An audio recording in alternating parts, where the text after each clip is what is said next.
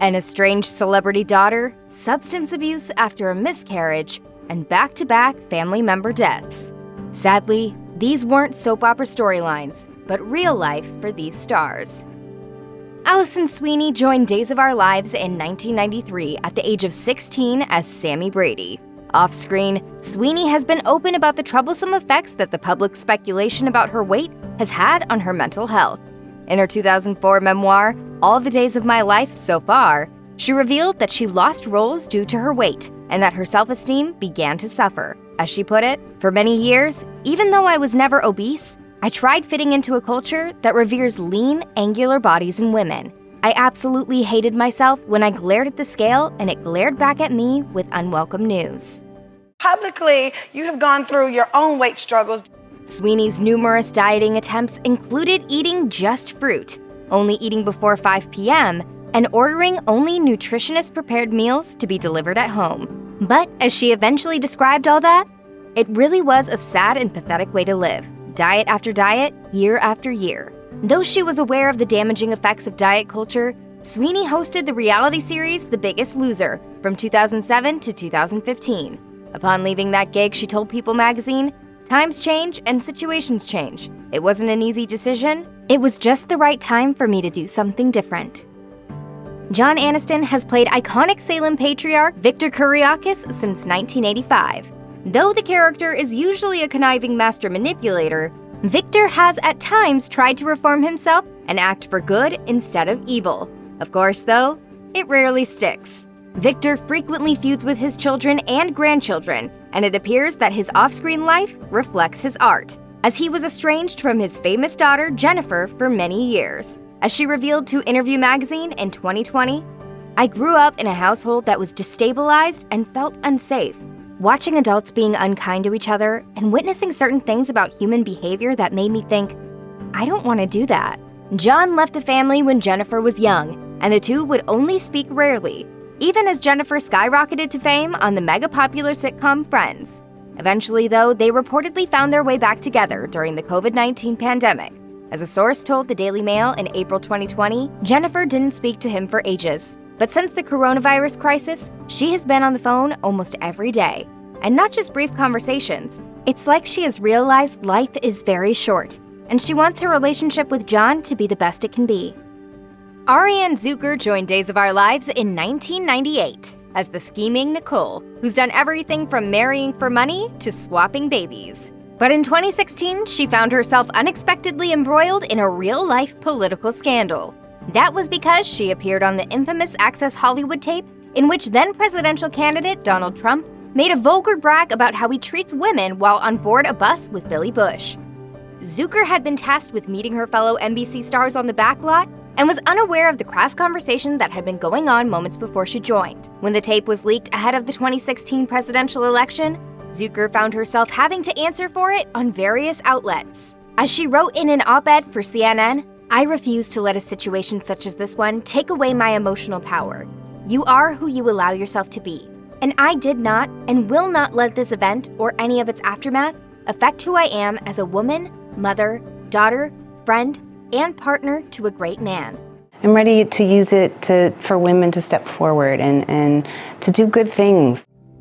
Another iconic Days of Our Lives villainess is the cunning Kristen DiMera, the adopted daughter of the evil Stefano. She's been involved in murders, suicides, stolen children, and even a stint as a nun. She's been played by several different actresses, but most frequently by Real Housewives of Beverly Hills star Eileen Davidson. When Davidson first joined Real Housewives, she was still playing Kristen on and off, and she was also enduring the losses of multiple family members. First, her sister Connie passed away in 2014. Then, her niece Brooke died later that year. Then a few months later, in June 2015, she lost her father-in-law, actor Dick Van Patten. As she memorialized him on Twitter, "What a wonderful, loving, hilarious, humble, talented man. I will love him forever." And finally, at the beginning of the following year, she lost her older brother John. On her Housewives blog on Bravo's website, she shared memories of John, who was an air traffic controller and a martial artist. As she wrote, "In honor of my brother, I ask whoever reads this to take a minute to remind someone important to you that you love them." Between 2011 and 2020, Freddie Smith played Sonny Kuriakis, the first openly gay contract character on Days of Our Lives. Sonny married Will Horton in 2014, making them the first gay male married couple in American daytime soap history. That same year, things were a lot rockier off-screen though, as Smith crashed his car in Ohio. He was treated and released from the hospital that same night, but his girlfriend Alyssa was hospitalized in critical condition. Shortly after the accident, Smith wrote on Facebook, "I can't thank you all enough for your ongoing support, thoughts, and prayers. I really do have the best friends and family in the world." Thankfully, Alyssa managed to recover and she and Smith eventually married. But because he was driving drunk at the time of the accident, he was sentenced to 2 years probation. He reportedly pled guilty to a 4th-degree felony of vehicular assault.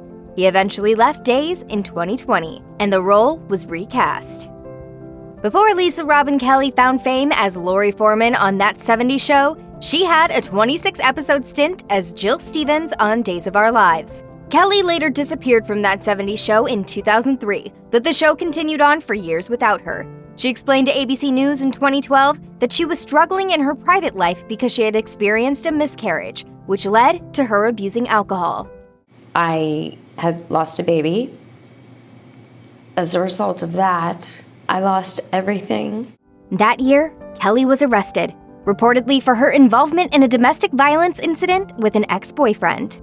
After TMZ shared her mugshot, the photo went viral for its contrast with her blonde bombshell image on That 70s Show. Just a year later, Kelly died in an addiction treatment facility at the age of 43, mere days after she entered the facility. She passed away in her sleep, and police ultimately ruled out any foul play. Her agent released a statement to the Los Angeles Times upon her passing, indicating that Kelly had been recovering before her death. As he put it, she was hopeful and confident, looking forward to putting this part of her life behind her. Last night, she lost the battle. The history of Days of Our Lives is littered with iconic villains, and few were more villainous than the conniving Lee Dumond, played by Brenda Benet from 1979 to 1982. Lee was a gold digger who came between iconic super couple Doug and Julie. She was after the fortune left to Doug by his dead brother, and in the course of her evil plot to steal the money from him, she tried to have Julie killed. Yet somehow, she managed to paralyze herself instead. Off-screen, Benet's real life was far more tragic than her character's misdeeds. She once told the Los Angeles Times that she felt secluded from the cast. As she explained, "I discovered that personality conflicts can be tremendous on a soap, so I stayed out of the off-screen social circle." She then suffered an unspeakable tragedy in 1981 when her son died of acute epiglottitis, a rare disease that prevents young children from swallowing. A year after that tragic loss, Benet died herself by suicide, which left the Days of Our Lives cast in what the Los Angeles Times called a state of shock. The paper quoted an unnamed co-star who said that Benet had an aura of constant sadness. Years later, fellow Days star Susan Seaforth Hayes told We Love Soaps in 2010, "The costumer knew she had lost 20 pounds just prior in the past month. He knew she was drinking and she was going downhill physically." Susan's husband and co-star Bill Hayes added, "I wish we had known the state she was in. But again, she was very private. She never said to anyone, 'The death of my son means the end of my life.' And we were working together every day. She never said that to me." Macdonald Carey was one of the original cast members on Days of Our Lives as Dr. Tom Horton, and he also provided the iconic voiceover intro that informs viewers. Like sands through the hourglass, so are the days of our lives.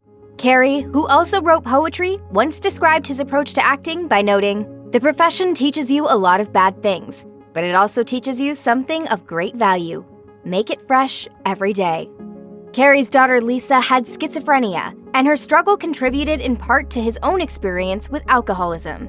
The ripple effects vibrated even further, as his alcoholism was also partly to blame for his divorce, as he wrote in his memoir, The Days of My Life. Shortly before Carey's death in 1994, he told the Orlando Sentinel that his daughter was doing much better and that he'd been sober for 11 years.